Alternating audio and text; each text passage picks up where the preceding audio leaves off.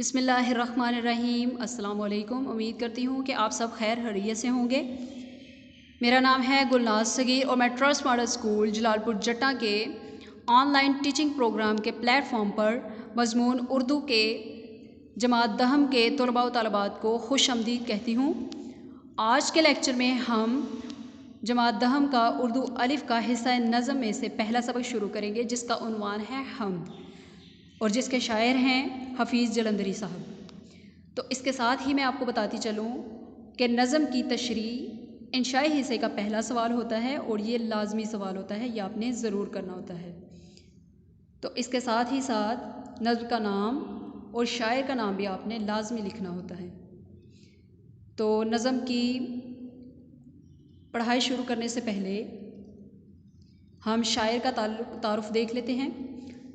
तो इस नज़म के शायर हैं हफीज़ जलंधरी साहब, जो कि जालंधर में पैदा हुए, इसलिए इन्हें जलंधरी बोला जाता है।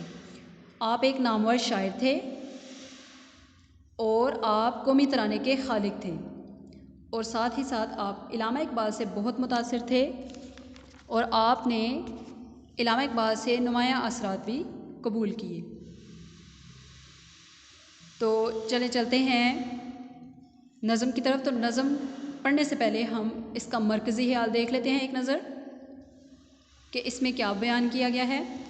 तो मरकज़ी ख्याल लिखने से पहले हम लिखेंगे नज़म का नाम हम, और नज़म का शायर का नाम है हफीज़ जलंधरी।